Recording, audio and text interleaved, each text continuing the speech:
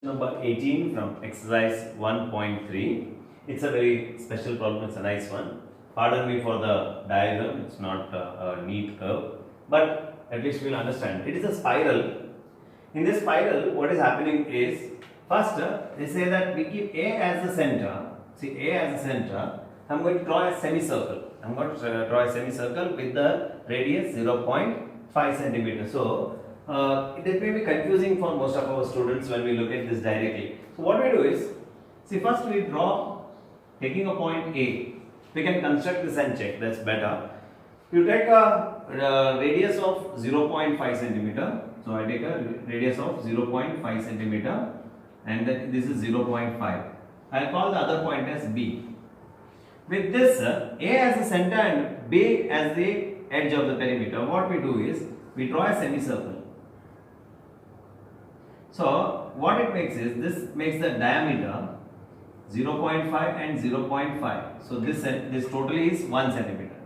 Now we take B as the center and this another point, let me call it as C. Here maybe this point becomes C. If we name it, that is a C.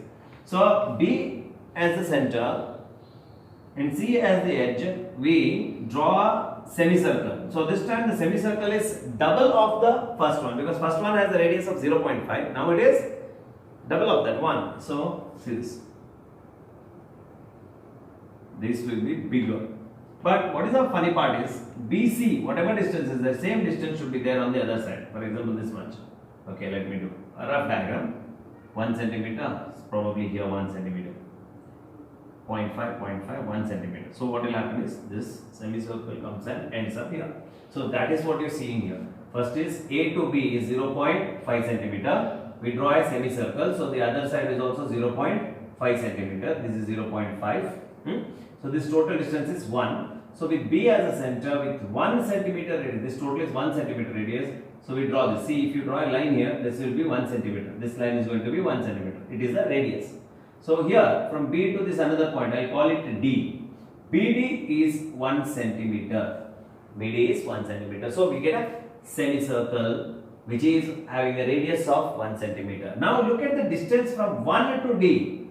0.5 plus 1. That is nothing but 1.5 centimeter. So this AD is 1.5 centimeter. So what I have done is, see here from B to this next point D. This distance is 1. So 0.5 plus 1. Totally this distance is 1.5. So AD is 1.5. Keeping AD as a radius, we draw a bigger semicircle. Now that semicircle has a radius of, for example, see, this is 0.5. This must be 1. Total distance is 1.5. That is the next semicircle. So now we see that from A it is 0.5, from B the distance becomes 1 centimeter, this semicircle is of 1 centimeter. From A, this point D is at 0.5 plus 1, 1.5, this distance is 1.5 radius. So we draw another semicircle with 1.5. So from the point A on both sides, see here, 0.5 plus 1, here also 0.5 plus 1, that is 1.5 centimeter radius. This radius totally is going to be 1.5. But from B, when you measure the same point, from B, when you measure the same point, A and E is 1.5. From B, when you measure 0.5 plus 0.5 plus 1, that's going to be 2 centimeter. So this radius from B is going to be, see, I'm just going to rub this so that you can get a clear picture there. From B, let us see from B only. Let us rub out the remaining from B. Yes, from B it is 0.5 plus 0.5, that is 1 centimeter. Plus 1 centimeter, totally it is 2 centimeter. Now from B it is going to be 2 centimeter. So what do we see here is, the radius is going on increasing by 0.5. The radius is going on increasing 0.5. They have asked us what total length of such a spiral made up of 13 consecutive terms. So see here, every spiral, half of the spiral when you take, that is nothing but a semicircle. You know, for a circle, the circumference of a circle is given by 2 pi r, right? So the length which we need, I'll call it L for the moment, is nothing but half of the circumference of the circle. Half means divide this by 2. You get pi r. So this is going to be the length of one such semicircle. One such semicircle is going to be pi r. So if you consider all the semicircles in the spiral, like this, from A, from B, from A, from B, like that, if you continue, they have asked after 13 consecutive terms, after 13. See, first one is going to be pi r1. Next, the radius changes by 0.5. So it is going to be, I'll call pi r2. Next is the length, next length is going to be pi r3, the next radius, and the increment has taken place. Like this, if you continue, you are going to get the last term as pi r13. They are asking you for the 13th term. What do you see common in all the terms? Pi. Take it out. Pi goes out. What is remaining? R1 plus R2 plus R3, so on till R13. Now to see how is arithmetic progression any beneficial here. Let us look at the numbers. Let us substitute the numbers in the place of r. So pi stays outside.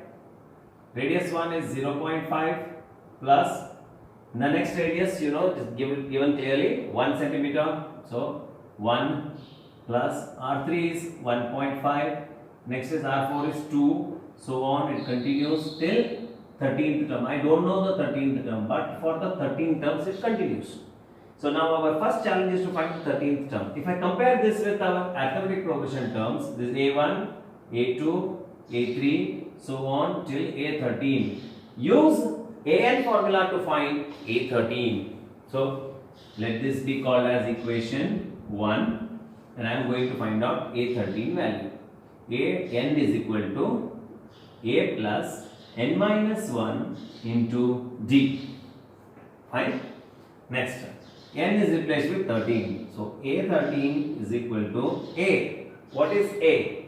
A is the first term, 0.5 plus n. N is 13. 13 minus 1 into D. What is D? They have clearly mentioned in the statement that there is an increment of 0.5, 0.5. Or you can find out A2 minus A1, 1 minus 0.5. Let us do that. Let us try to find out D. D is equal to A2 minus A1, which is nothing but 1 minus 0.5, which is 0.5. See, we got D is 0.5, that they have mentioned already in the statement. So we can substitute that value 0.5. Now, what is A13? A13 is equal to 0.5 plus 13 minus 1 is 12. 12 into 0.5. Okay. Well, if you multiply that, the product will be 6. Let us try that. 12 into 0.5. 5 2s are 10. 1 carry. 5 1s are 5 plus 1 is 6.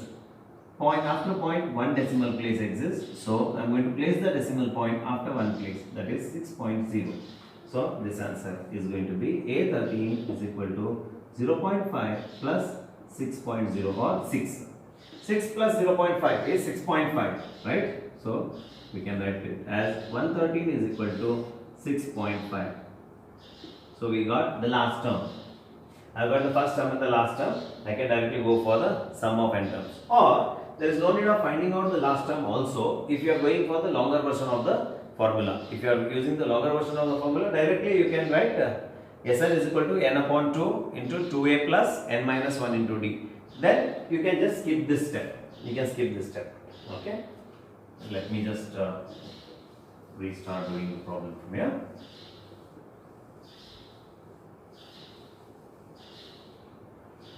Let me go for the sum of 13 terms now.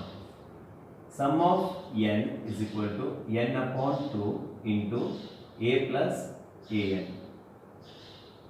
Since I have already found out an, I am using this. You need not follow the same method. You can directly use Sn formula, the longer version also.